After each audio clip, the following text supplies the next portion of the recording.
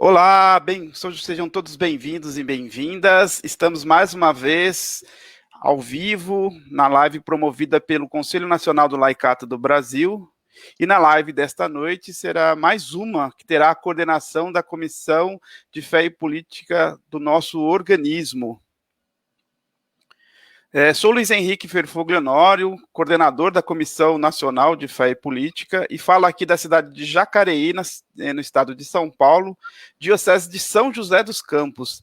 Antes da gente entrar no tema dessa noite, eu peço a todos que nos acompanham, que estão aqui nos acompanhando pelo Facebook, que curtam essa nossa live e façam mais do que isso, que vocês abram outras salas para que a gente consiga chegar no maior número possível de pessoas essa noite.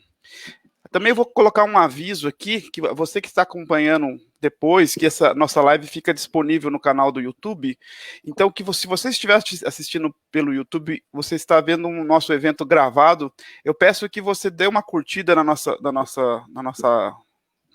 nosso tema e que depois divulgue isso para o maior número de pessoas, assim você acaba nos ajudando aí a transmitir essa temática tão importante. Para hoje, o tema que nós vamos conversar é sobre sistemas eleitorais. E vamos tratar especificamente, dentro dos sistemas eleitorais, o tema da legislação.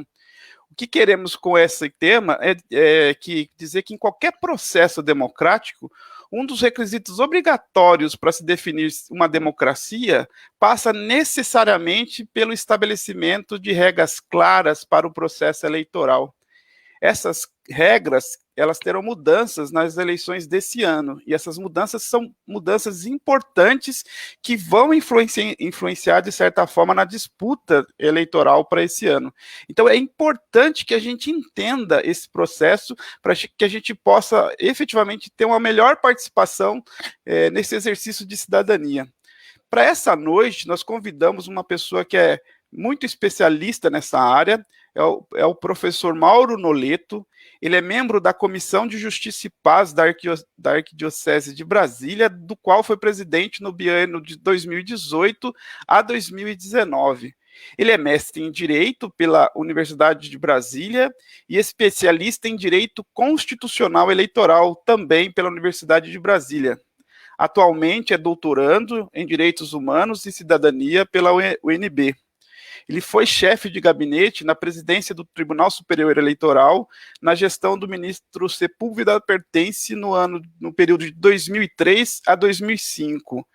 Seja muito bem-vindo, Mauro. É uma alegria muito grande poder receber você nessa noite de sexta-feira para a gente conversar um pouco sobre esse tema, um tema que é importante para a gente entender esse processo e até ajudar todo o pessoal do nosso organismo e demais pessoas de como a gente participar melhor desse processo eleitoral, que vai ser um processo novo, inclusive por conta da própria pandemia. Então, esse processo, para a gente, é uma novidade, a gente vem acompanhando ativamente o desenrolar da relação, se ia acontecer, não ia, as eleições desse ano, muita gente interessada que não acontecesse as eleições desse ano, principalmente aqueles que têm cargos eletivos e queria que esses cargos fossem estendidos aí o período para mais 2 anos, e aí ganharia um tempo maior de mandato, mas tudo vem a crer que a gente realmente terá eleições nesse ano, primeiro turno em 15 de novembro,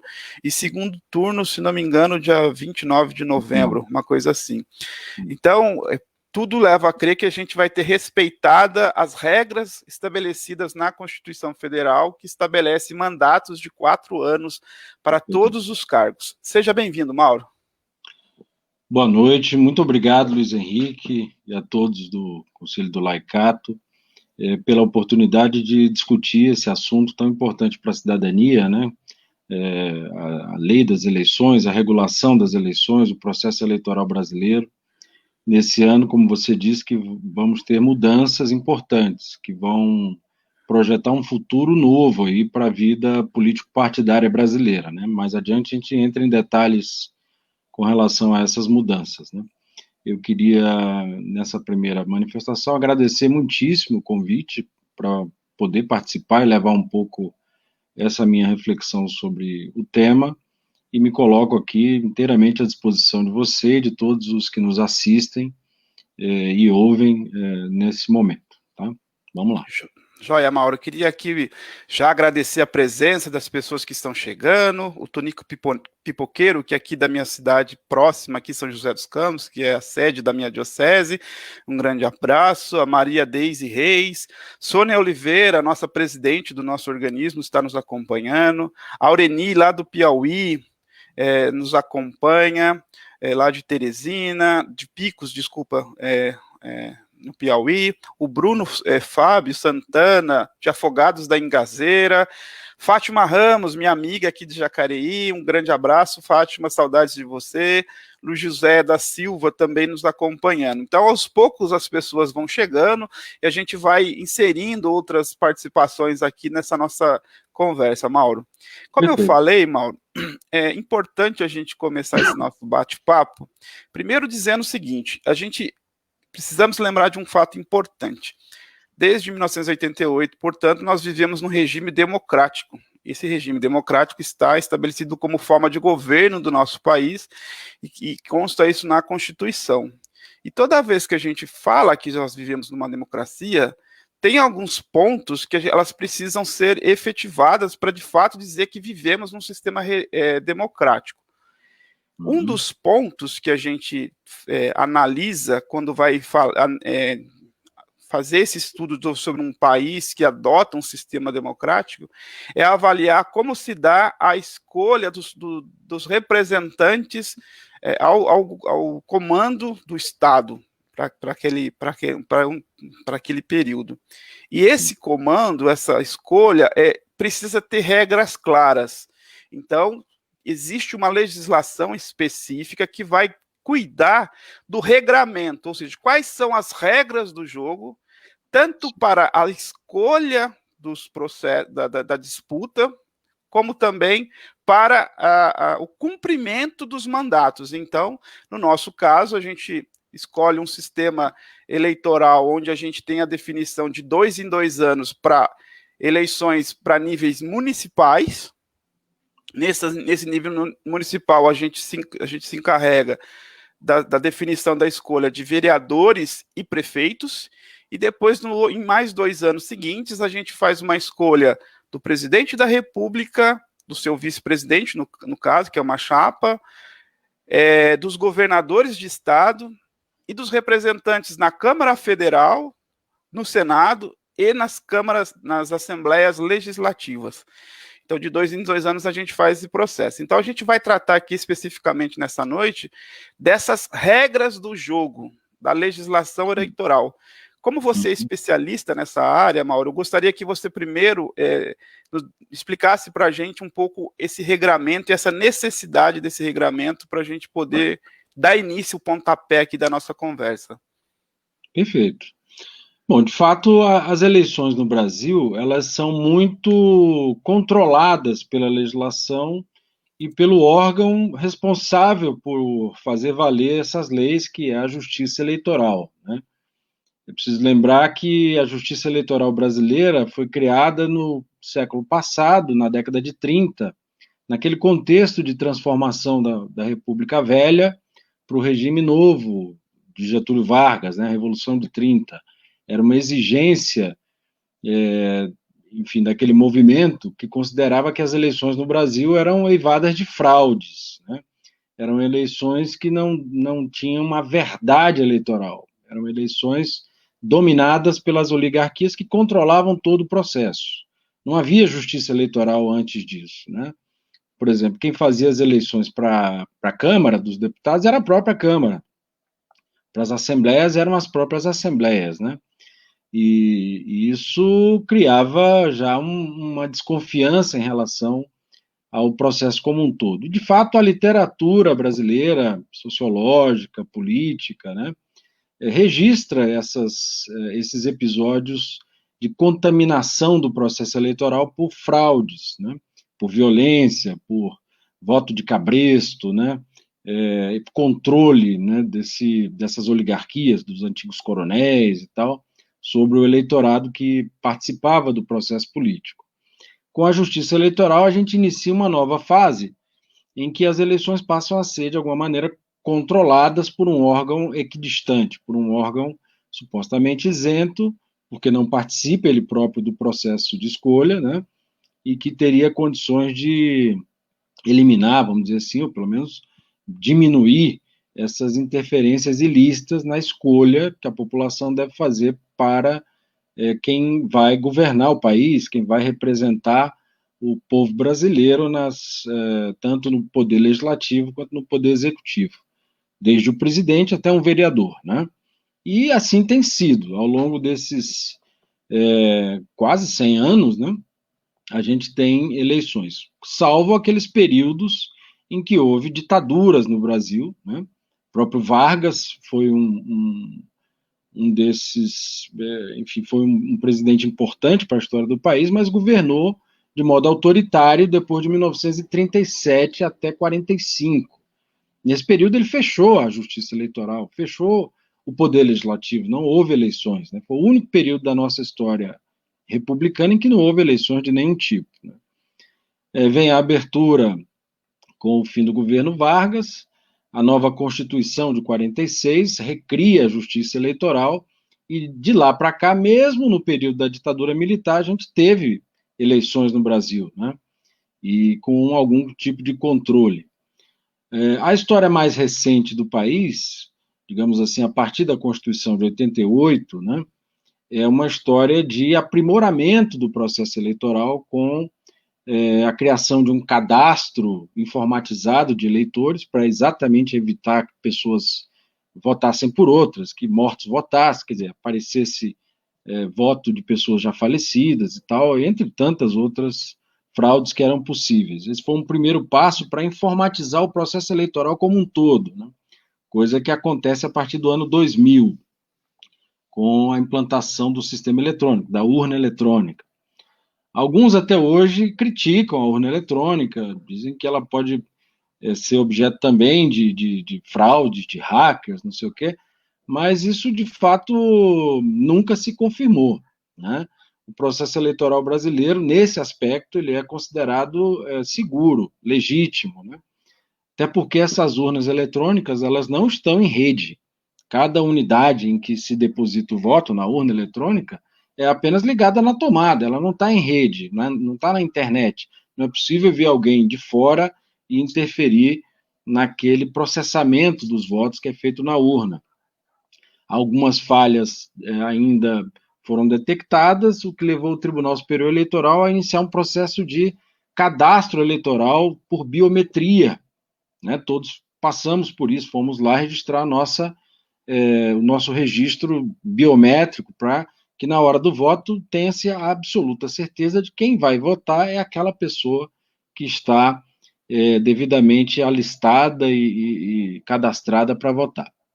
Bom, e se houve esse avanço do processo de captação e divulgação dos votos por meio de procedimentos informatizados, por outro lado, as campanhas eleitorais, o processo político propriamente dito, nunca ficou imune de defeitos, de vícios, de problemas, né?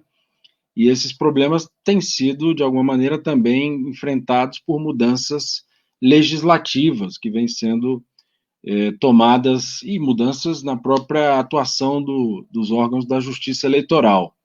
O abuso de poder, a compra de votos, né? O uso da máquina pública por candidatos que têm poder político, né? Que são prefeitos, que são governadores, para desequilibrar as forças em disputa, né? Isso tudo hoje é reprimido pela lei e pela própria justiça eleitoral. Basta ver a quantidade enorme de cassações de mandato, né? Cassações de registro de pessoas por compra de voto, por fraudes eleitorais, por abuso de poder, etc. Né? Mais recentemente ainda, nós tivemos um aprimoramento da lei das inelegibilidades, que é um filtro legislativo, enfim, um filtro legal, melhor dizendo, para evitar que candidatos que têm a chamada ficha suja possam ter o direito de disputar esses cargos públicos mediante eleições. Né? Foi um avanço do ponto de vista da moralização, mais um avanço em relação à moralização do processo eleitoral, mas essa lei e as demais que estão em vigor não impediram, por exemplo, na eleição passada, esses eventos de utilização de novas redes sociais, especificamente WhatsApp, Facebook, enfim, YouTube, como ferramenta, como plataforma política que se utilizou de expedientes hoje também considerados ilícitos. Estou falando aqui das chamadas fake news, que hoje é um assunto muito quente, todo mundo está a par das discussões e dos desdobramentos que esses episódios ainda estão gerando, mas a lei da ficha limpa nada pôde fazer em relação a isso, né? E, portanto, é sempre o caso da gente, a cidadania, ficar atenta ao processo político e os novos desafios que vão aparecendo. Mas, de um modo geral, nessa primeira impressão, eu posso assegurar que nós temos, sim, uma estrutura legal, né, que tenta controlar o processo político eleitoral para evitar fraudes, para evitar desvios, para evitar um desequilíbrio. Nós temos filtros legais para evitar que pessoas não idôneas possam disputar. Isso nem sempre é infalível, como eu mostrei, mas há. E nós temos uma justiça eleitoral que se apresenta como idônea para fazer aplicar essa lei e tentar garantir mais legitimidade para o processo político brasileiro. Já adiantando um pouquinho o tema da conversa, né? Nessas eleições por vir, agora no final do ano, e é preciso dizer, você já afirmou, eu confirmo, as eleições ocorreriam coisa de 40 dias antes do que agora está previsto, né? O primeiro turno para 15 de novembro. Elas iam acontecer no dia 4 de outubro, né? Mas em razão da pandemia, o Congresso aprovou uma emenda constitucional alterando praticamente todos os prazos do calendário eleitoral, esticando, né? Adiando esses prazos para um mês e meio, mais à frente, a culminar no próprio dia das eleições, que passou agora para o dia 15, no primeiro turno. E para aqueles municípios que fazem segundo turno, né, com mais de 200 mil eleitores, vai ser o segundo turno no final desse mês de novembro. Legal, Mauro, muito importante. Eu acho que toda conversa, quem me conhece sabe disso, eu gosto de sempre fazer esse resgate histórico, porque parece que é necessário a gente fazer isso, porque senão a gente tende a achar que tudo começa a partir de agora. E eu acho que você fez um resgate histórico importante quando você traça todo esse período da participação popular através do voto, que sempre eu digo isso, sou professor também, acabo colocando isso, assim, que isso é uma conquista do povo brasileiro e que merece cada vez mais a gente valorizar essa conquista que não foi a nossa geração, muitas vezes, que brigou por isso, que lutou por isso. Então, a gente precisa fazer esse resgate histórico, até mesmo para valorizar tudo isso que já vem de lutas de tempos anteriores, né? Então, acho que isso é bacana quando você faz isso. Uma coisa importante, quando eu estava falando da questão da democracia, você iniciou, inclusive, falando um pouco sobre isso, nessa questão do regramento. Um dos pontos desse regramento é que se dá, inclusive, na questão desse listamento das pessoas aptas a participarem do pleito. A cada momento histórico, nós fomos inserindo novos atores, dando esse direito a novos atores, até culminar com a eleição, com a Constituição de 88, onde permitiu o voto para analfabetos e o voto facultativo para menores de 16 anos e o voto facultativo para pessoas com acima de 70 anos. Então, ampliou-se cada vez mais o contingente de pessoas aptas a votar e mais importante do que isso, quanto maior a participação no processo eleitoral, maior a disputa, consequentemente, mais democrático é o processo. Portanto, o resultado final do processo eleitoral, ele tende a mostrar que a escolha da maior parte das pessoas aptas a votar no pleito. Então, acho que esse que você coloca é fundamental quando a gente começa por esse resgate histórico. Perfeito. Antes de voltar para você, quero saudar aqui a Marilze Hitler, lá da Diocese de Chapecó, a Áurea de Natal, que acabou de chegar, a Marlene Cerqueira, um abraço, José Jardelino, Genésio Lima. O pessoal está chegando. Mauro, eu gostaria agora da gente começar a definir um pouco uma coisa importante num sistema de disputa, a gente falar um pouco do sistema de disputa, porque eu conversei com você há pouco, eu acredito que é extremamente importante a gente ajudar nesse processo, da gente conversar com o nosso público. Quando a gente está falando de disputa eleitoral nos processos, é preciso destacar que tem uma diferença nas escolhas dos cargos a serem disputados. Sim. No nosso sistema brasileiro, o sistema eleitoral brasileiro, ele define 2 tipos de escolha. Um no sistema majoritário e um no sistema proporcional. Então, o sistema majoritário é feito para alguns cargos, como governador, presidente, prefeitos e senador. Perfeito. E os cargos que são escolhidos para o parlamento brasileiro, seja ele vereadores, deputados estaduais e federais, pelo sistema proporcional. Por que é importante falar essa diferença? Porque as mudanças eleitorais, que é o tema da nossa noite, eles têm muita influência num desse sistema, que é o sistema proporcional. Entender as mudanças que estão por trás disso vai impactar diretamente mais no sistema operacional. Então, eu gostaria que você até pudesse explorar um pouco esse ponto, por favor. Perfeito. De fato, a gente adota esse chamado sistema misto, né? O que é um sistema eleitoral? É uma forma prevista em lei que busca dar representatividade, né? Reduzir, vamos dizer assim, a quantidade de pessoas que habitam uma determinada nação, de cidadãos, e precisam ter uma maneira de fazer com que essa população toda seja representada. É uma maneira de reduzir essa complexidade a uma representação. Há muitos sistemas, mas eles se dividem basicamente em 2 tipos. Cada tipo desse pode ter variações, né? E o Brasil adota os 2. O sistema, como você falou, majoritário e o sistema proporcional. O sistema majoritário é o mais simples. É aquele segundo o qual ganha aquele que tiver mais votos, né? Então, numa eleição para prefeito, governador, presidente e senador, os primeiros colocados ganham a eleição, tá? Naturalmente. No Brasil, a gente ainda tem 2 fases, né? Para municípios com mais de 200 mil habitantes, essa eleição se dá em 2 turnos. Então, e para menos de 200 mil habitantes, num turno apenas. Ou seja, no primeiro caso, é preciso que tenha a maioria absoluta dos votos para se eleger, e no segundo caso, basta uma maioria simples. Qual é a diferença?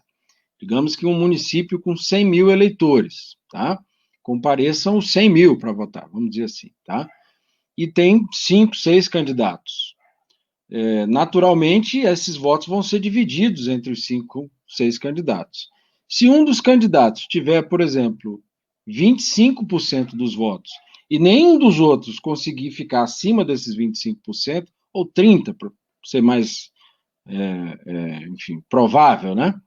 Esse candidato com 30% se elege prefeito daquele município, né? Se o município é maior, tem mais de 200 mil eleitores, se ele tiver 30%, ele é o primeiro colocado no primeiro turno. E o segundo colocado, que tenha, vamos lá, 28%, é o segundo. Os 2 vão disputar a maioria absoluta daqueles eleitores no segundo turno, né? E aí não tem jeito, como são apenas 2 candidatos, um deles vai ter maioria absoluta dos votos. Essa é a mecânica do sistema majoritário. O mesmo para prefeito, governador e presidente. No caso dos governadores, não há eleição em um turno apenas, sempre em 2 turnos, né, porque envolve o estado inteiro. Assim também no caso da eleição para presidente. No caso dos senadores é um pouco diferente, porque eles não estão disputando um cargo executivo. Eles são representantes do estado, cada estado tem representação de 3 senadores, As eleições ocorrem alternadas, né? Numa determinada eleição, renova-se 2/3, duas vagas, e na outra, 1/3, uma vaga. Mas na eleição para senador, por exemplo, quando são duas vagas em disputa, os dois mais votados são eleitos, né? Quando é uma vaga apenas, o mais votado é eleito. Ou seja, no sistema majoritário, a regra é: ganha a eleição quem tiver mais votos, seja em um, seja em 2 turnos, né? No sistema proporcional, é uma coisa completamente diferente. A eleição para vereador, deputado estadual ou distrital, no caso aqui de Brasília. Exato.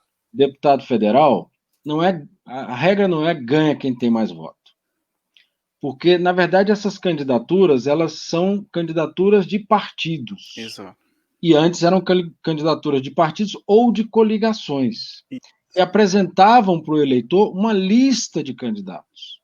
Cada partido ou coligação, quando era possível, a gente vai ver isso hoje, que a partir de agora não vai ser mais possível, mas antes era. Então, uma coligação de partidos, juntam 3, 4, 5 partidos. Eles apresentavam para o eleitor uma lista de candidatos. E havia, portanto, na eleição, várias listas. A coligação X apresentava a sua lista, a coligação Y a outra, o partido isolado apresentava a sua lista, etc. Então, o critério é: ganha quem fizer uma determinada cota de votos. Ganha quem fizer um determinado quociente, uma cota do universo de votos, chamado quociente eleitoral. Tá? Então, pode acontecer, como já aconteceu muitas vezes, que alguém tenha ficado em primeiro lugar nos votos absolutos para uma determinada eleição de deputado estadual ou vereador, mas porque o partido dele tinha outros candidatos que eram fracos, a soma dos votos desse candidato que ficou em primeiro com a dos demais não chegava a preencher essa chamada cota de votos. Então, aquele partido ou aquela coligação ficava sem uma vaga, ficava sem direito de eleger ninguém, mesmo tendo um candidato competitivo. Então, é preciso entender esses movimentos do sistema proporcional.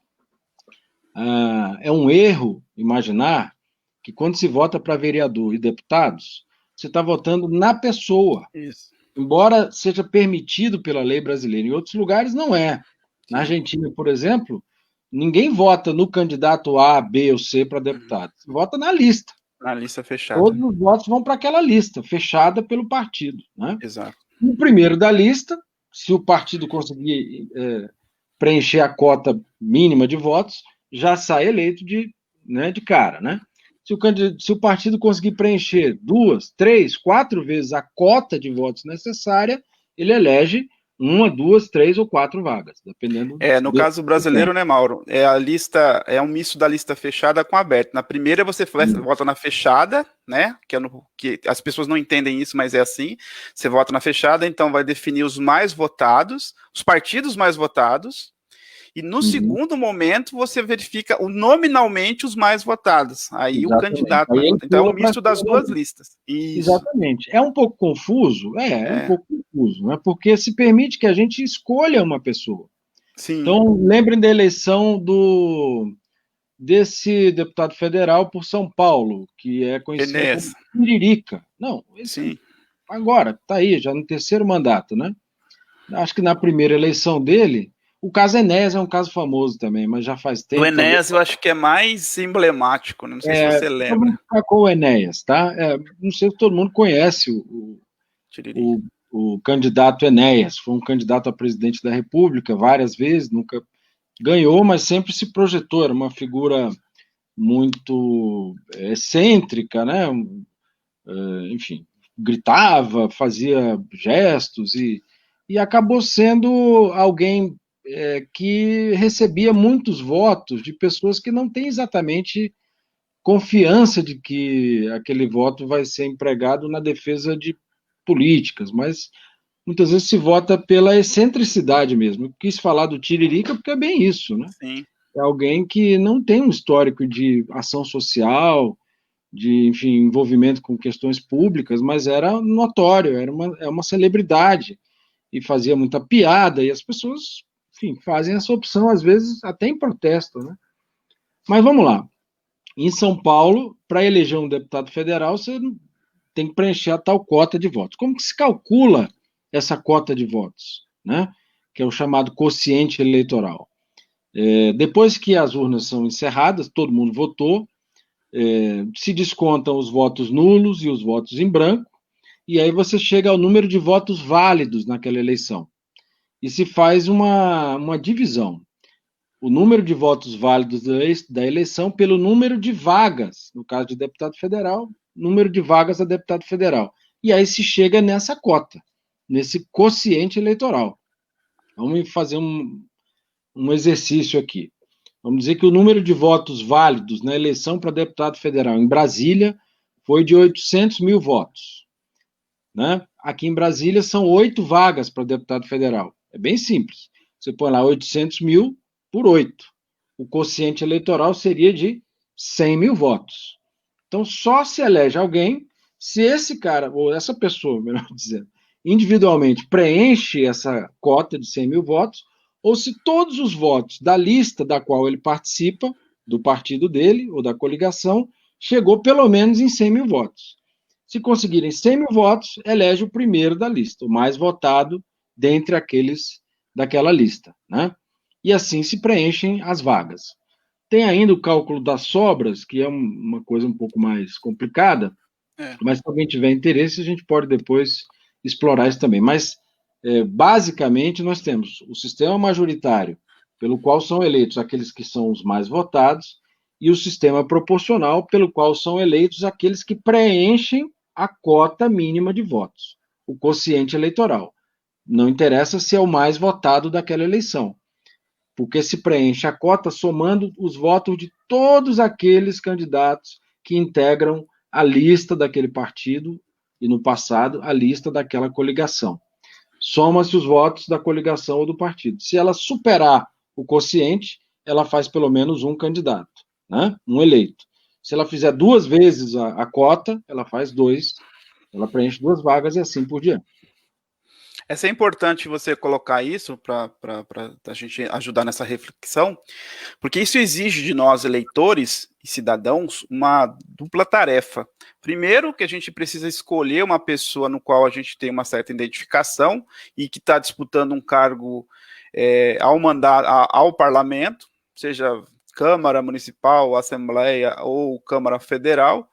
E segundo, quando que a gente, por conta dessa metodologia de escolha, faz a necessidade da gente também olhar quem são os demais que compõem essa lista. Exatamente. Porque, por exemplo, vou dar um exemplo.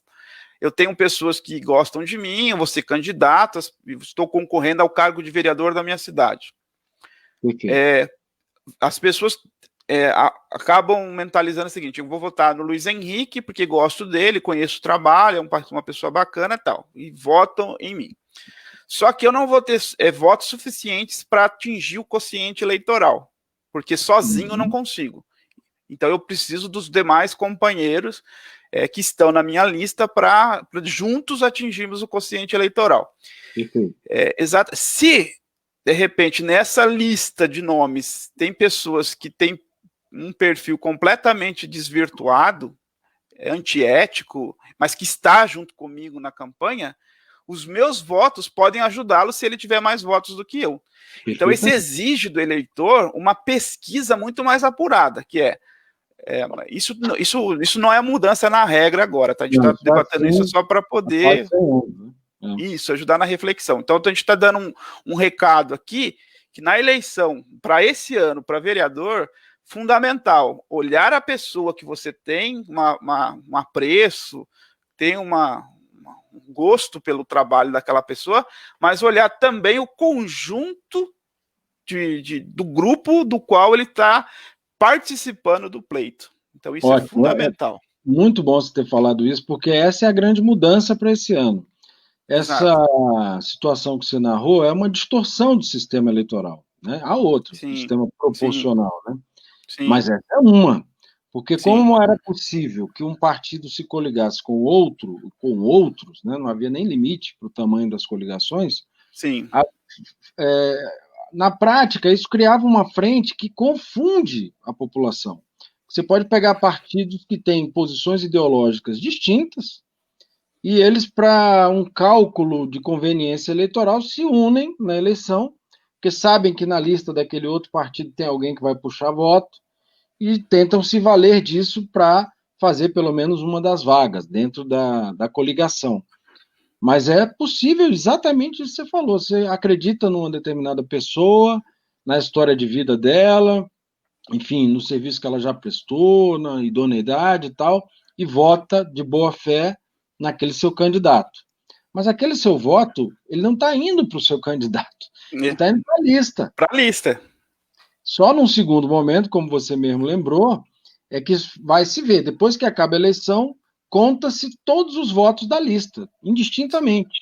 Sim. Então, a lista da coligação com 3, 4, 5 partidos fez 300 mil votos. Se o quociente for de 100, ela vai eleger 3. 3. Quem serão os 3? São os 3 mais votados da lista. E aí você, Luiz, pode ter ficado em quarto. E aqueles votos que você recebeu vão valer para o primeiro, para o segundo e para o terceiro se elegerem. Porque você Sim. ficou em quarto da lista, e serão eleitos os 3 apenas, né? E, eventualmente, o primeiro, o segundo ou o terceiro, ou os 3, têm posições políticas diversas da sua, defende causas que você não acredita, e, portanto, o seu eleitor elegeu alguém que é contrário ao próprio interesse do eleitor. Essa distorção, Luiz, vai ser corrigida, ou pretende ser corrigida, pela mudança que vai valer a partir da eleição desse ano, que é o fim das coligações. Então, tá? deixa eu fazer uma observação aí, se você me permite. Pois não. Até para te ajudar nessa reflexão, que você vai entrar de sola nisso, que eu tenho certeza. O que acontecia até a eleição de 2018?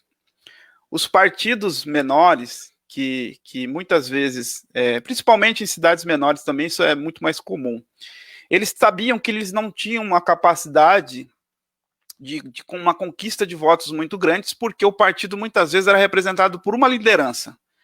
O partido, na verdade, era uma pessoa, né, que é o dono do partido, e ele sabia que, bom, ele conhecia a regra do jogo, quando a gente começou falando a regra do jogo, então ele sabe da regra do jogo, ele sabia que era permitido isso, então ele falava o seguinte: sou de um partido pequeno, sozinho o meu partido não consegue eleger ninguém, então o que eu faço?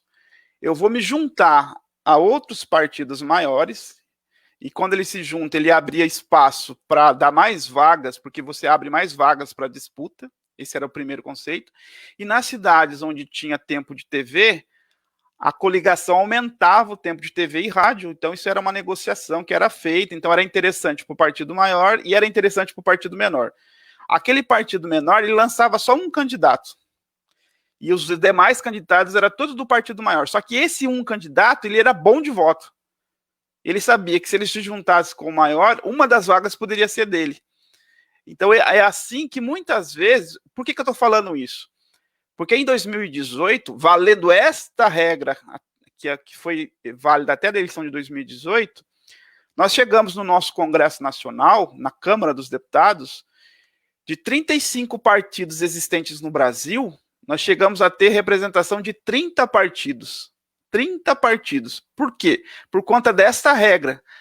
Os partidos menores se coligavam com os maiores, sabendo dessa regra do jogo válida, se juntavam com os maiores e, consequentemente, conseguia eleger um representante que era o único representante daquele partido, mas ele estava num conjunto da coligação e, portanto, teve direito a voto. Essa regra passa a não valer nas eleições de 2020. Eu gostaria que você agora continuasse seu raciocínio. Por que ela é tão importante? Ela vai forçar os partidos. O fim das coligações, que é essa estratégia que você mencionou, tanto para obter tempo de TV, quanto para ter mais chance de fazer o quociente eleitoral, né? Ela valeu durante muito tempo no país, né? E ela nunca favoreceu a consolidação de um sistema partidário que, embora seja plural, não fosse pulverizado como é hoje, né? É isso que você falou, são mais de 30 partidos e quase todos com representação na Câmara. Isso pulveriza, tá, a representação política de tal maneira que causa problemas até para o governo, para a governabilidade, né? Isso. Para chegar numa base de formação de governo. Isso também tem ajudado a explicar um conceito que a ciência política brasileira criou, chamado presidencialismo de coalizão. Sim. Né? Quer dizer, o presidente é eleito com o voto majoritário da população, mas ele precisa governar, e para isso ele precisa ter um Congresso que aprove suas medidas. Né? E como que se faz para ter esse Congresso se você tem essa pulverização da representação? Né? O partido do presidente, em geral, é até forte. Todos os presidentes brasileiros desse período recente da história democrática tiveram bases partidárias com relativa extensão, mas nunca suficiente para formar uma maioria no Congresso, na Câmara e no Senado. Né? E isso gerou 1000 problemas que a gente conhece, essa dificuldade de relacionamento com o Congresso e essa prática de enfim, compra de apoio, de negociações e tal, nem sempre legítimas, né, que foi chamada de presidencialismo de coalizão. Então, a mudança que vem agora, a partir das eleições desse ano, promete mexer com isso também, porque naturalmente ela vai representar uma diminuição da representação partidária na Câmara. Por quê? Agora não vai ser mais permitido que os partidos lancem candidatos por coligações. Cada partido vai ter que ter a sua lista. Não interessa se ele é um partido grande, se ele é um partido pequeno, expressão ou não. A tendência é que os partidos grandes obtenham mais vagas e os partidos muito pequenos, se obtiverem vagas, vão obter muito poucas vagas. Exato. Com isso, eles vão ter mais dificuldade para obter financiamento, recursos do fundo eleitoral, tempo de TV, na propaganda, etc. E haverá uma tendência que a gente vai observar bastante, que vai ser de fusão de partidos, né? Ou de incorporação de um partido maior vai incorporar o partido menor, né? Ou criação de frentes, federações de partidos. Federações partidárias. Vai ter isso. Mas isso vai acontecer não agora. Não. Esse movimento nos partidos só vai acontecer na eleição para a Câmara. Isso. Porque é com base na representação da Câmara dos Deputados, daqui a 2 anos, é que essas consequências da falta de representação vão poder valer, ou seja, diminuição dos partidos. Mas nessa eleição vai se fazer uma grande experiência. Sim. De como vai funcionar o sistema proporcional sem as coligações. Então nós já vamos ter uma prévia do que será a eleição para deputado federal daqui a 2 anos. Né? De fato, a minha expectativa é de que os partidos pequenos vão, enfim, ter mais dificuldades. Ou, e é preciso ficar atento a isso, vão ser atraídas para o processo eleitoral pessoas de notoriedade, celebridades. Sim. Hoje fala em influencers de YouTube, de não sei o quê, que já foi um fenômeno da eleição anterior e tende a se repetir, talvez até se aprofundar nas eleições seguintes. Eu, pessoalmente, não acho muito salutar isso para a democracia, porque você vai pegando pessoas que não têm vínculo nenhum, que nunca fizeram nada pela população, em benefício comunitário, etc., mas têm projeção, têm notoriedade e, eventualmente, podem se valer disso, né, para negociar a entrada em alguns partidos. Mas eu acho importante a mudança. Nós temos um sistema eleitoral muito caótico, uma representação parlamentar, como eu disse, pulverizada, e isso tem gerado muito mal para a democracia brasileira, apesar de ser um defensor do pluralismo. Mas eu acho que nós podemos continuar pluralistas no Brasil, politicamente, mas diminuindo essa quantidade de partidos, porque você sabe, a gente vê isso, há muitos chamados partidos de aluguel. Sim. Né? Inclusive negociando legenda, e esse processo vai precisar ser coibido novamente, se tiver esse fenômeno dos influencers, das celebridades, etc. Vamos aguardar. Mas eu também concordo, só para concluir, com a observação que você fez em relação ao eleitor. Não adianta você escolher uma pessoa, você tem que entender que essa pessoa está dentro de um grupo e que o seu voto é dado para o grupo todo. Exato. Tá? Então, a escolha tem que se basear num critério mais afinado. O eleitor precisa pesquisar um pouco mais. As campanhas precisam ser mais esclarecedoras, né? Em relação às causas que aquele partido defende. Porque, no fundo, a gente vai migrar de um processo de votar num indivíduo e passar a votar em causas. Sim. Né? Eu voto nessa pessoa porque ele integra um grupo que defende determinada causa, que é a favor ou é contra determinada questão importante para a cidadania. Então, dá para o eleitor também mais responsabilidade na hora de preencher o número daquele candidato na urna eletrônica. Exato. Por que é importante você colocar isso?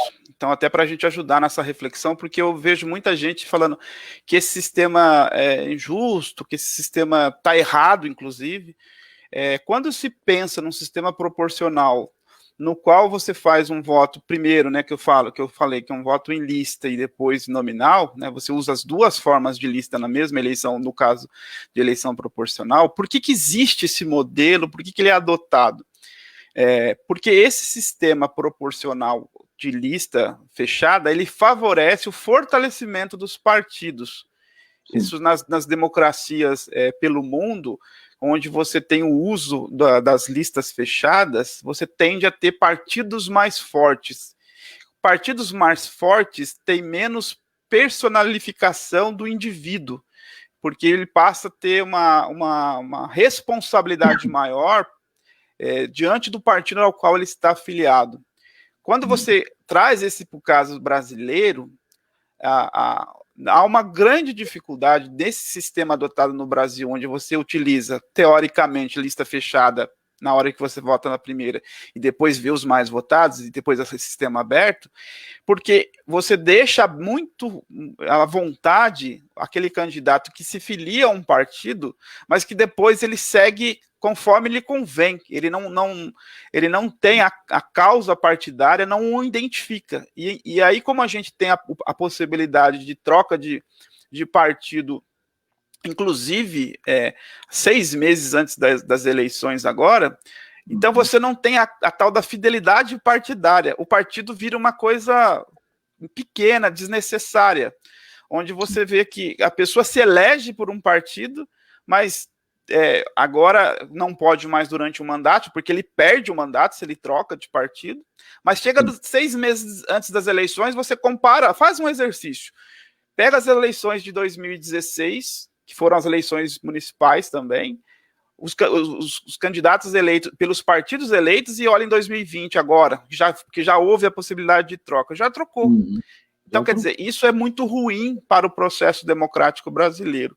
Então, acho que isso é importante, porque, assim, como você colocou, o regramento é importante, a gente precisa, de fato, entender esse processo, até para poder falar, esse processo é injusto, não é injusto, eu preciso entender. Senão, se eu não entender, eu vou falar uma coisa, ele é injusto, mas injusto por quê?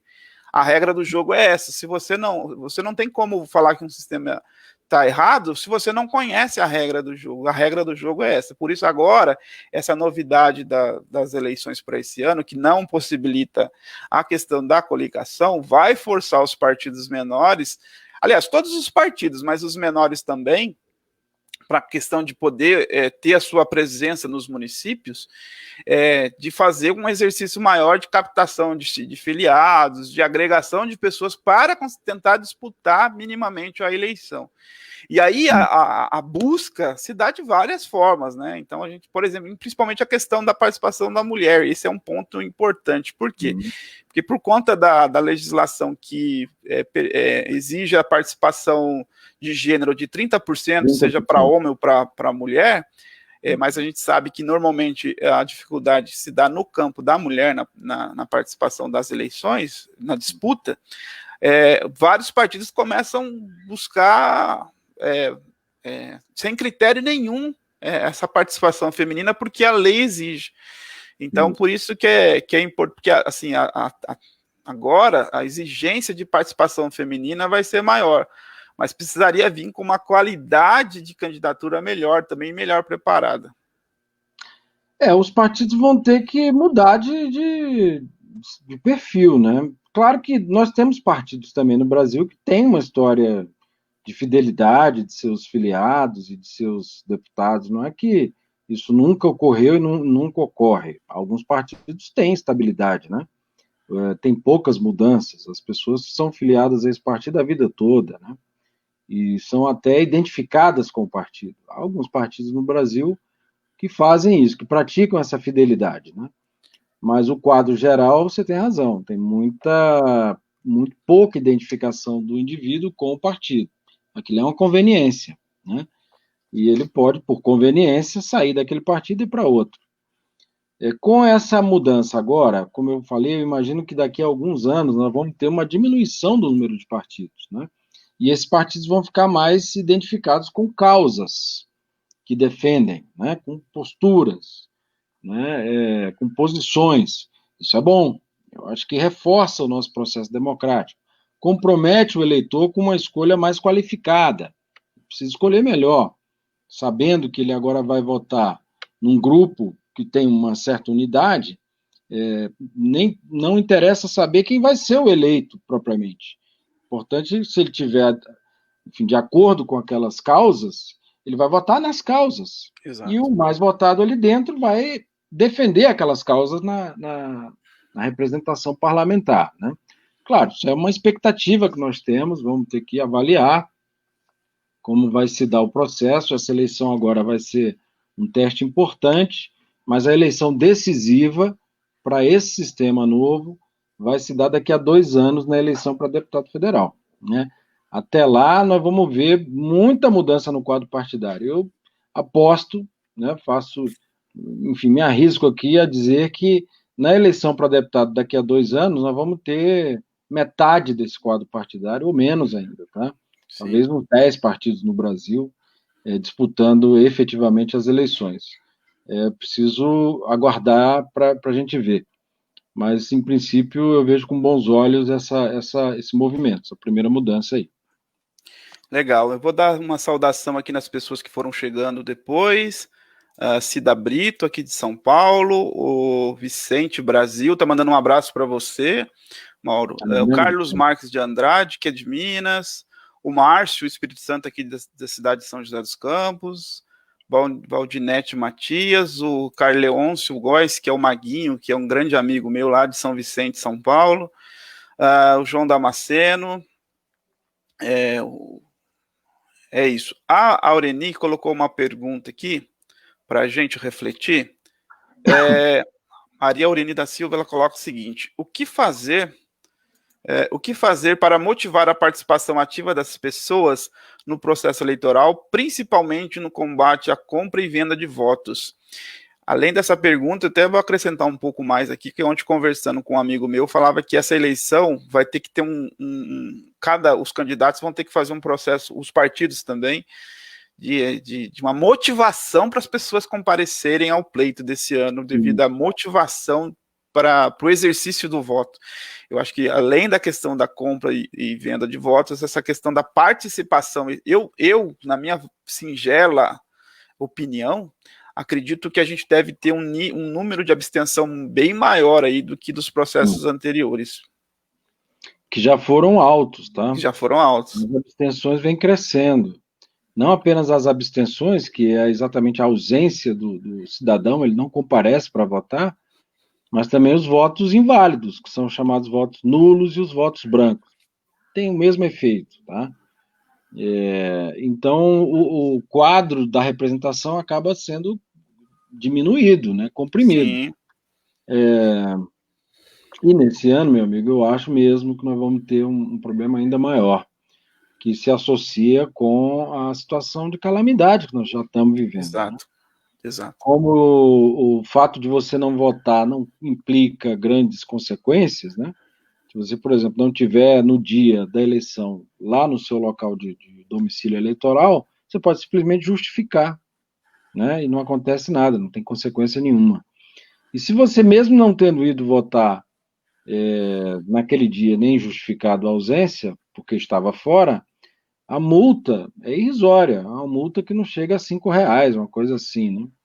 E basta recolher esse valor, pagar essa multa e pronto, você está com seus direitos políticos preservados como cidadão, como eleitor, e não vai ter nenhum problema no seu CPF, etc. Agora, se você não vota, não justifica e nem paga a multa, eventualmente você pode ter um problema para abrir uma conta no banco, chega lá para abrir a conta ou para receber o benefício, por exemplo, esse aí, e vai descobrir que seu CPF está bloqueado por causa dessa falta, né, com a justiça eleitoral. Mas esse ano nós temos a pandemia da Covid, né? E ninguém sabe quando é que esse negócio acaba, quando é que chega uma vacina, quando é que a gente vai poder ter uma vida social normal. O adiamento das eleições em 40 dias não é seguro. Até a própria emenda da Constituição que promoveu essas mudanças no calendário prevê a hipótese de que se em determinado município, ou mesmo num estado inteiro da federação, houver recomendações das autoridades sanitárias de que a pandemia ainda está fora de controle, de que não é possível promover aglomeração de forma nenhuma, vai ter que se alterar novamente a data das eleições. Tá? Sim. E a emenda prevê que essas novas eleições têm que acontecer até o final de dezembro, por causa daquilo que você falou no começo. Periodicidade dos mandatos. O mandato é de 4 anos, não pode passar de 4 anos. Exato. Né? Então, se tiver um problema desse, se uma eleição for marcada para dezembro, em período de Natal, ou numa situação fora de controle, nós nem sabemos como é que vai ser isso. Nós podemos ter eleição com baixíssima participação popular, o que será realmente uma calamidade extra para a nossa democracia. Vamos acreditar e pedir a Deus que não ocorra uma situação dessa. Acredito que isso faz bem para a democracia, né? Eu sempre digo isso, porque ter periodicidade de mandato faz bem para a democracia. Eu acho também uma outra coisa que interfere, Mauro, é o seguinte: como a gente estava falando daquela questão daquele cálculo, como que se chega ao número de vagas para cada partido que consegue atingir o tal quociente eleitoral, se eu tenho uma baixa quantidade de pessoas presentes na eleição, que são aptas a votar, mas que comparecem, se eu diminuo esse número, o meu quociente, o resultado da conta muda, né? Se eu tenho menos votos válidos, porque se eu vou ter menos pessoas votando, então vai diminuir o número do quociente eleitoral. E isso mexe na matemática como um todo, porque os partidos precisam ficar atentos com isso, porque daí a dificuldade de se conseguir a facilidade vai depender muito dessa participação nas eleições. Então, isso, inclusive, interfere no conceito que eu falei da questão de quanto mais participação, mais democrática é uma sociedade. O que a gente está percebendo com isso, né? Quando a gente tem uma baixa participação, não necessariamente a gente tem a representação da vontade popular registrada nas urnas. Eu acho que isso que é bacana. Inclusive, vou até pegar aquele gancho do exemplo que você deu, quando a gente estava falando lá das eleições majoritárias, que eu estava explicando para que ela serve, quando ela é adotada para cidades com apenas um turno e quando tem cidades com apenas 2 turnos. É importante a gente fazer essa reflexão, inclusive para a gente analisar, quando você cita lá, por exemplo, nós temos uma cidade com 100 mil eleitores que votaram, você tem 5 candidatos e esse primeiro colocado teve 30% dos votos, só tem um turno na cidade pelo número de eleitores. Ele tem 30%. Significa que 70% não fez a escolha por ele. Exatamente. 70%, ou seja, ele representa 30% da vontade daquele município e não 70%. Por isso que a questão dos 2 turnos tenta arrumar essa distorção. Não, perceba que às vezes pode ser até menor. Ele teve 30% dos votos válidos. Válidos. Porque teve gente que não foi votar, e teve gente que foi votar e votou nulo ou votou branco. Então, os 30% é do total de votos que são válidos, né? Sim. Muitas vezes essa representação ainda é menor do que o valor apurado nas urnas.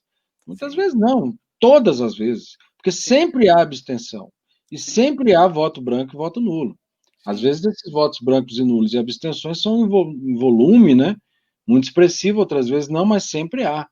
Então, a representação política não se esgota na eleição. Ali é um momento importante, é um momento chave, é um momento de deliberação coletiva, sim, de envolvimento com os destinos de cada país, de cada região ou cidade, mas é preciso que a gente tenha a noção clara de que a gente não deixa de ser cidadão nos 4 anos do mandato daquele cidadão que a gente elegeu, né? Ou que, mesmo não tendo votado nele, mas participamos do processo que o elegeu. É preciso que a gente seja cidadão em tempo integral, e não apenas durante as eleições, né? E o envolvimento com a política, lamentavelmente, hoje é muito baixo, né? Se reflete lá no dia da eleição, mas depois as pessoas esquecem quem votaram ou deixam de se preocupar com o desempenho dos representantes, ou pior, ficam só numa atitude de reclamação, de descrença e tal, e esquecem que a gente também tem que fazer alguma coisa, né? A gente tem o direito e o dever de se envolver com os assuntos importantes para a democracia, para a política, enfim, para solucionar questões da nossa realidade local, regional ou mesmo nacional, né? Então, talvez isso passe por uma mudança de atitude nossa, como eleitores, né?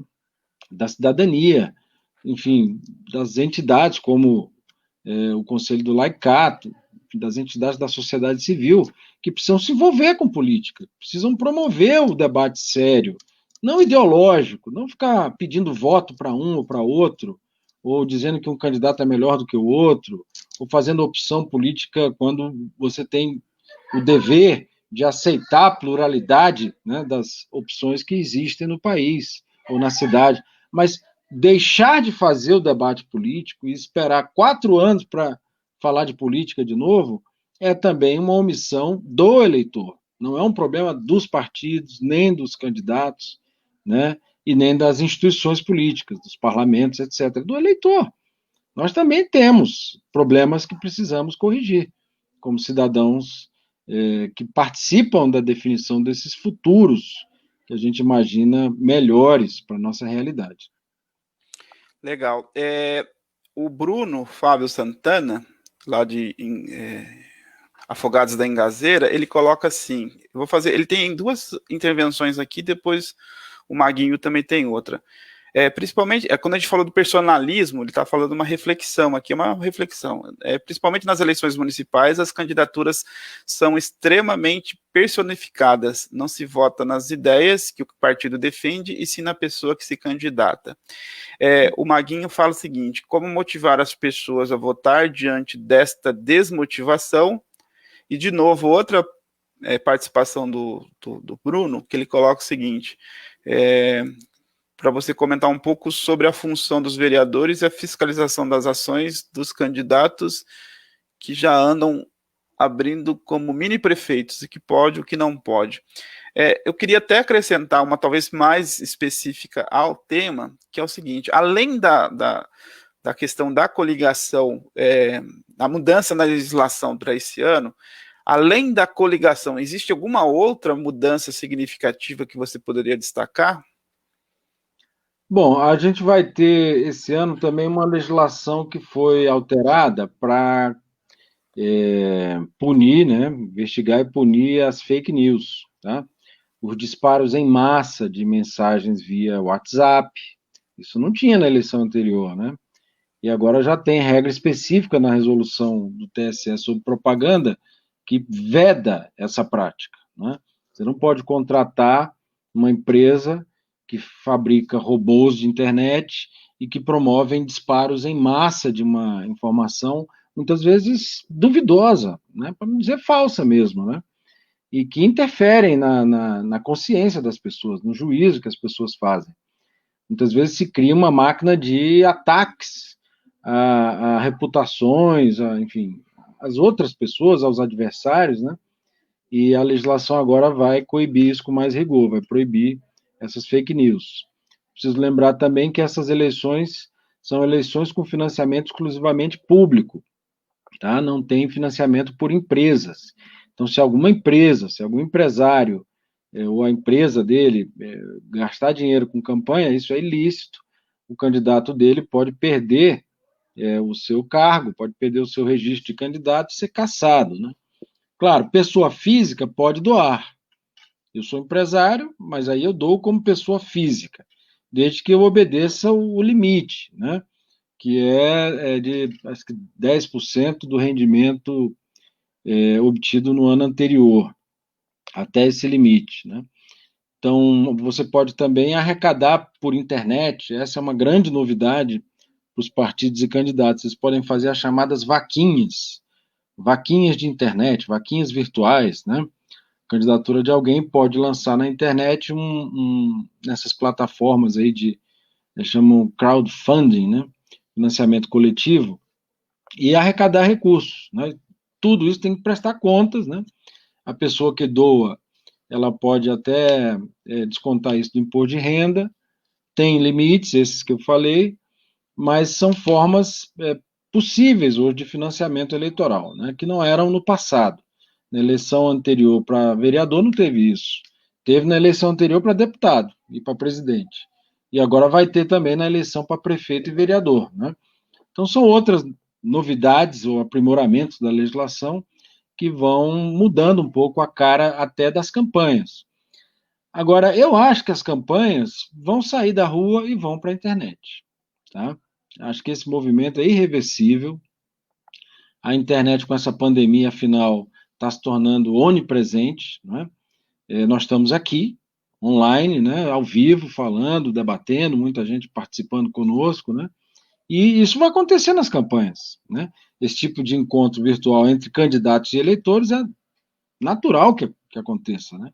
Então, eu acho que nós vamos ver a diminuição dos chamados comícios de rua, né?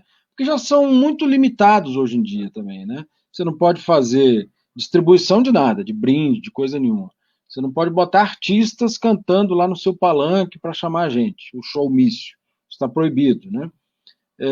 Tem limitações de horários que você pode usar, amplificador de som, lugares que você não pode passar e tal. Então, e é caro. Essas estruturas são caras, né? Então, como vai diminuir o dinheiro, esse dinheiro vai ser buscado com, enfim, a inserção social daquela pessoa dentro do grupo dela e tal. Eu acho que as campanhas vão migrar para cá, para esse ambiente virtual, né?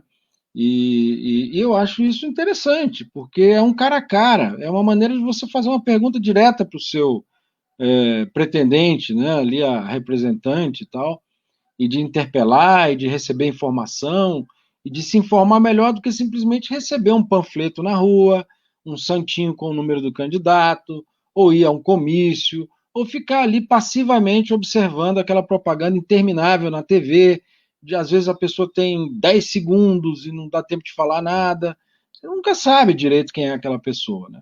Outra coisa é você escolher, sei lá, eu tenho 3 ou 4 pessoas que eu acho que eu posso votar neles. Então eu vou atrás, no perfil deles na internet.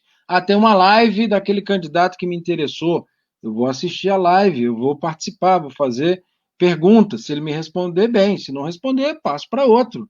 Vou fazendo a minha opção a partir dessa interatividade que a internet vai permitir, com muito mais, paradoxalmente, muito mais proximidade do eleitor com o candidato, né? Do que numa campanha de rua que você nem chega perto do candidato, ele está cercado de 1000 seguranças e não sei o que e tal, então ele te abraça ali, mas nem viu você direito. Quer dizer, eu acho que vai mudar sim o perfil das campanhas e, portanto, a possibilidade da gente melhorar, de qualificar a nossa escolha, de ir atrás do candidato e não do candidato vir atrás da gente, né? Eu acho que esse é um movimento interessante e é uma maneira, talvez, de responder a pergunta do amigo.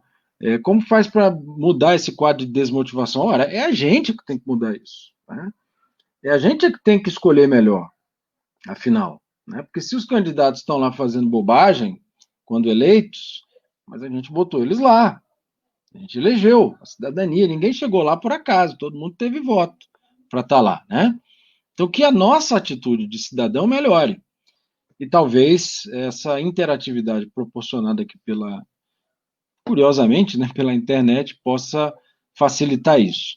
Agora, sobre o papel de prefeito e vereador, né, de fato, a gente também, quando vai votar, precisa saber o que vai fazer aquele nosso candidato. O prefeito, todo mundo mais ou menos sabe, né, qual o papel dele. Ele precisa governar a cidade, ele precisa cuidar bem do aspecto urbano da cidade, ele precisa promover, enfim, os serviços públicos. A prefeitura, em geral, é responsável pelo transporte público, é responsável pela saúde, pelo ensino básico, tá?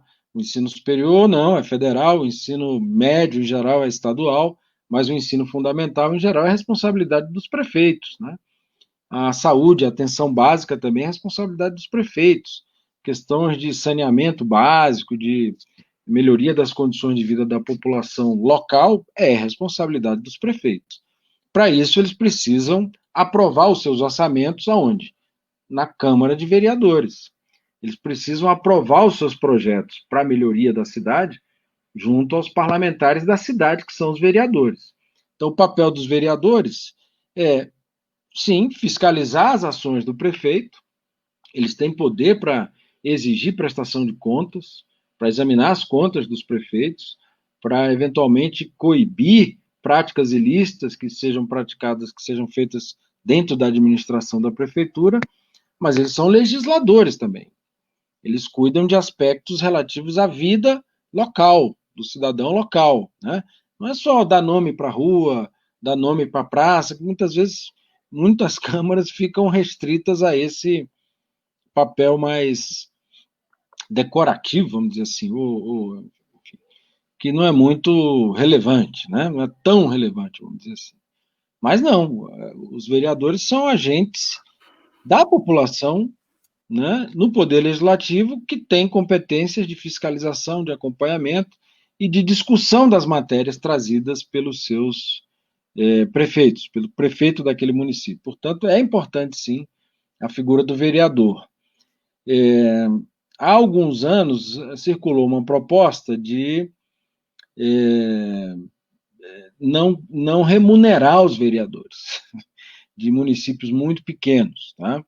Porque isso seria despropositado, os vereadores quase não se reúnem, a Câmara às vezes fica fechada boa parte do tempo e tal, e que talvez estimulasse que essa representação se desse por algo assim mais espontâneo, pessoas que são líderes das suas cidades aparecessem de fato, mesmo sabendo que não iam ganhar salário por isso. Eu acho que a gente ainda não amadureceu, a ideia não é tão ruim, porque eu acho que o trabalho do representante não deve ser explorado, a pessoa trabalha, precisa receber por isso, mas ele não pode fazer daquilo um emprego, tá? Nem vereador, nem prefeito, nem presidente, nem ninguém.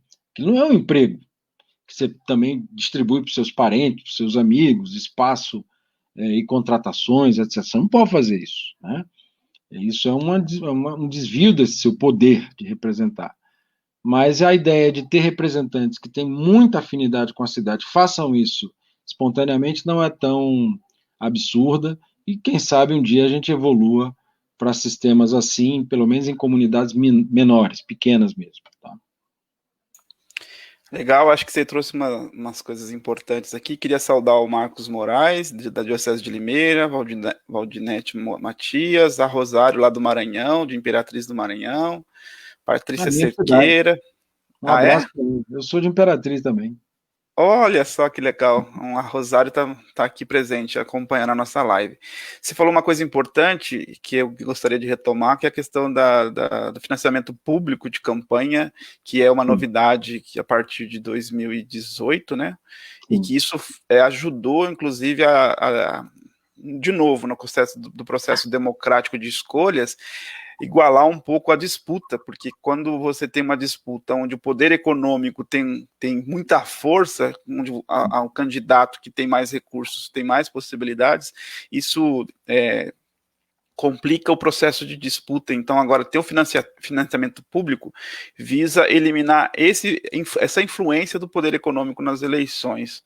Então, acho que isso é uma coisa bacana. Sobre a questão da remuneração dos vereadores, essa é uma discussão bastante polêmica, que dá bastante, daria talvez até uma outra live para a gente debater. Eu tenho um pouco inclusive de receio contra essa proposta de não remuneração, porque no meu modo de ver, ela pode também possibilitar aquelas pessoas que têm, de certa forma, uma renda para se manter melhor, elas acabam se beneficiando desse processo. Aquele que não tem acaba tendo dificuldades nesse processo, e aí eu tenho um pouco de preocupação com isso. Eu queria, agora que a gente já está caminhando para o final, colocar uma questão para você, de explorar um pouco sua experiência. Quando eu fiz na apresentação, você falou que trabalhou como chefe de gabinete no TSE. E por que eu quero tratar disso? Porque o TSE, essa questão da gente estar tratando aqui da legislação eleitoral, o TSE não trabalha apenas com o regramento do processo eleitoral, ele também trabalha depois do pleito encerrado, nas discussões de eventuais irregularidades no processo eleitoral. Então, ele julga, né? Ele julga, é um tribunal, ele julga os processos eleitorais. E o que eu queria trazer aqui para a gente discutir um pouco? A gente tem uma demora muito grande nesses processos. Eu vou citar, inclusive, um exemplo de uma cidade muito próxima a minha aqui, que é Taubaté, que, se não me engano, acho que foi na eleição de 2012 ou 2016, eu não lembro, acho que foi de 2016. O prefeito tinha perdido na primeira instância, perdeu na segunda instância, estava teoricamente inelegível pela lei da ficha limpa, mas o Tribunal Superior Eleitoral foi julgar esse caso de Taubaté durante o processo eleitoral. Então, assim, isso para a cidade é um problema, porque a cidade fica, o eleitor ele fica naquela dúvida, voto ou não voto nesse candidato, sabendo que de repente eu posso votar, porque ele estava concorrendo à reeleição. Voto ou não voto nesse candidato, porque se de repente eu voto naquele candidato, mas se o TSE, que é a última instância, julgar que ele condenar ele, acabou, não tem mais recurso, ele perde o mandato e tal. E dessa forma, no caso aqui, ele tinha cumprido praticamente já 90% do mandato, né? Então, isso é muito ruim para o processo democrático, né? Queria que você falasse um pouco dessa sua experiência no TSE e como que você vê esse processo que a gente tem, que é necessário, mas que demora tanto e de certa forma, atrapalha o pleito. Não, é um problema sério, né? Eu não vou tirar o mérito e o acerto do seu comentário, da sua observação. Nós temos no Brasil 5.500 e tantos municípios, tá? Então, na verdade, são 5.500 e tantas eleições, certo? Em todas elas pode haver judicialização, quer dizer, um determinado candidato é acusado por outro, ou pelo partido do outro candidato, de ter cometido uma fraude, um ilícito eleitoral. Essa acusação vai ser processada pela Justiça Eleitoral, e no caso das eleições municipais, em 3 instâncias. E esse aqui é um dos complicadores. Porque no caso da eleição municipal, primeiro vai para um juiz individualmente, um juiz eleitoral, que vai analisar o pedido daquele candidato a prefeito e tal, ou daquele rival, né, que acusou o candidato vitorioso, vamos dizer assim. Esse juiz vai dar uma decisão, dessa decisão vai caber recurso para o TRE, e da decisão do TRE vai caber recurso para o TSE, que é o Tribunal Superior aqui em Brasília. O fato de haver essas 3 instâncias, naturalmente, provoca um atraso no resultado final desse processo, que começa lá embaixo no município de Taubaté, vai para o TRE de São Paulo, do TRE de São Paulo pode ir até o TSE. Não há muito o que dizer, quer dizer, reconhecer que precisava melhorar, que a justiça precisa ser mais ágil, porque se ela julga depois do mandato encerrado, o processo perde até o objeto, eventualmente, né? Não faz mais nem sentido julgar aquilo. Portanto, era preciso que a gente tivesse mais agilidade. Não que a Justiça Eleitoral não tenha conseguido dar uma certa agilidade com a informatização, né, com, enfim, a aplicação dos seus precedentes naqueles casos e tal, que muitas vezes o caso de Taubaté era igual ao caso de Americana, que era igual ao caso de Imperatriz. Então, já tendo sido julgado aquele caso antes, só se aplica aquela jurisprudência e, enfim, tenta se abreviar, né, o resultado desse processo. Mas o direito, Luiz Henrique, tem sim essas possibilidades de protelação, esses recursos que a pessoa sabe que não vai ganhar, mas vai adiar o resultado, né? E a justiça não tá livre desse defeito, não. Ela tem que se aprimorar, porque casos como o que você mencionou são, de alguma maneira, ruins, desmoralizam a própria justiça eleitoral, né? E, embora tenha atuado lá como chefe de gabinete, naquela época nós tínhamos uma judicialização menor do que a que tem hoje. Isso foi em 2004, a eleição municipal de 2004, eu estava lá. E eu lembro que a gente conseguiu, o tribunal conseguiu julgar quase todos os pedidos, pelo menos de registro, né? Que é onde essas questões de inelegibilidade, de ficha limpa, etc., aparecem. Na época não tinha esse nome, né? Em 2004 ainda nem tinha a lei da ficha limpa, né? Veio em 2010. Mas a lei das inelegibilidades está aí desde 90, né? E o tribunal tenta observar esse filtro que a legislação estabelece para a escolha de quem pode e quem não pode se candidatar. Agora, a demora é ruim, sim, ela é um prejuízo muito grande para a população e eu espero que a justiça consiga se aprimorar cada vez mais para evitar esse tipo de situação, né? Mas o país é um continente, né? Como eu te falei, são 5.500 e tantas eleições, né? A justiça tem sido bem sucedida em realizar processos com bastante segurança. Hoje acaba a eleição, 5 horas da tarde, 7 horas você já sabe quem ganhou, tanto para prefeito quanto para vereador, para presidente, governador, etc., né? Porque a apuração é muito rápida, quase instantânea. Isso é bom, isso foi um avanço, isso diminuiu muito. Imagina, quando você tinha eleição no papel, você levava aquelas urnas para um ginásio, para uma igreja, aí juntava lá os fiscais, o juiz e tal, e abrindo uma por uma, contando um por um, durava dias, semanas, né? Um prazo dentro do qual você podia empurrar um bocado de voto falso ali dentro e contar como se fosse verdadeiro. Quer dizer, a fraude era muito mais fácil de ocorrer, né? Mas se ela se aprimorou nesse lado, ela também precisa se aprimorar no julgamento desse processo que deixa o eleitor e o cidadão daquele município, daquele estado, sem saber se o voto dele valeu ou não valeu, né? Se aquele candidato tem ou não legitimidade para estar onde chegou. Ótimo, Mauro. Agora a gente já está chegando na parte final, para a gente poder encerrar aqui, agradecendo a participação do nosso público aqui, bastante gente mandando abraço, falando que está gostando do tema, isso é bacana para a gente. Gostaria que você, Mauro, fizesse as suas considerações finais para a gente fechando essa nossa noite de sexta-feira aqui. Bom, eu mais uma vez agradeço muitíssimo a oportunidade de participar com vocês dessa reflexão. Espero ter atendido, na medida do possível, o interesse, né, manifestado aqui por tanta gente que está acompanhando, né, a live, e queria saudar mesmo esse novo tempo que a gente está vivendo, né? Apesar de tudo, apesar de estarmos em casa, eu estou praticamente há 5 meses em casa, só saio para ir ao supermercado, né? Enfim, com meus filhos, com a minha esposa, a gente está aqui cumprindo rigorosamente essa recomendação de recolhimento, de quarentena. Graças a Deus, está todo mundo bem, minha família, e eu tenho conseguido trabalhar bastante. Afinal, eu estou trabalhando mais, eu acho, sabe? Porque a gente não tem muito nem hora para começar nem para terminar, né? E tenho produzido até mais do que eu produzia antes. E é por isso que eu saúdo esse tempo, apesar de ser uma calamidade, uma tragédia, e aqui também fica a palavra de solidariedade para quem está vivendo isso, para quem perdeu uma pessoa querida, quer dizer, inestimável, né? E lamentar que nós ainda não tenhamos conseguido chegar num ponto de controle dessa pandemia, né?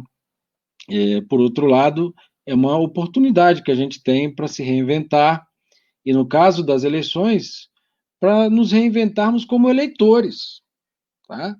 É aquilo que eu disse um pouco antes, e queria enfatizar isso como, enfim, uma palavra, uma recomendação, né? Vamos aproveitar que nessas eleições nós vamos ter um contato, ainda que seja virtual, para qualificar a nossa escolha, não ficar sempre atribuindo aos outros o problema, né? O problema é dos políticos, o problema é do governo, o problema não é o problema também é nosso, né?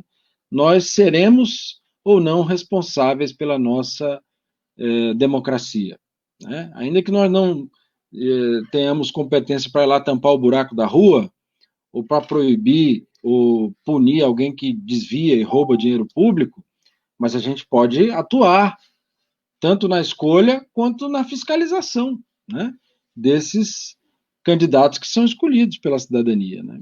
E vamos tentar ver se essa situação que a gente está vivendo hoje, embora trágica, possa também abrir caminhos novos aí para nossa atuação como cidadãos conscientes. Eu espero que sim, e eu espero ter contribuído de alguma maneira para que a gente desenvolva essas habilidades novas aí. Muito obrigado. Nós é que agradecemos, Mauro, você foi fantástico, ajudou muito o nosso organismo nessa noite de sexta-feira, nessa reflexão importante, como eu disse, e necessária que a gente tinha para apresentar para as pessoas que nos acompanham. Eu quero te agradecer em nome da presidência, sua disponibilidade, seu sim, isso ajuda bastante aí e mostrou tanta qualificação que você tem. Muito obrigado mesmo. Para as pessoas que estão nos acompanhando, eu quero agradecer aí a presença de vocês, de estarem aqui com a gente mais uma vez, acompanhando essa nossa live. Pedir para que vocês, depois que essa live se encerra, ela fica disponível no YouTube, então ajuda a compartilhar aí essa nossa live para que essa mensagem, essa reflexão que a gente fez hoje, ela chegue no maior número de pessoas possíveis. Isso é importante, porque esse tema precisa ser debatido. A nossa comissão de fé e política do nosso organismo está procurando trazer reflexões que são necessárias para a gente, nesse processo que a gente se inicia agora, de mais uma vez de participar da cidadania do nosso país, a gente conseguir participar com uma qualidade melhor e um entendimento melhor desse processo. Quero agradecer você que nos acompanhou e depois aquele que esteja nos acompanhando pelo YouTube, ajude também a multiplicar essa nossa live. Quero mais uma vez agradecer e convidar vocês, a nossa comissão de fé e política vai ficar responsável por uma próxima live na próxima sexta-feira, com o tema básica universal. A gente vai tratar um pouco desse tema, e o convidado vai ser o Moroni, que é aí do INESC de Brasília, não sei se você conhece, Mauro. O Moroni vai estar com a gente, então a gente já deixa o convite aí para vocês, a moderação vai ser do Daniel Saido, que vai nos acompanhar. Agradeço demais a vocês que ficaram com a gente até agora, e até mais, até uma próxima. Obrigado. Boa noite.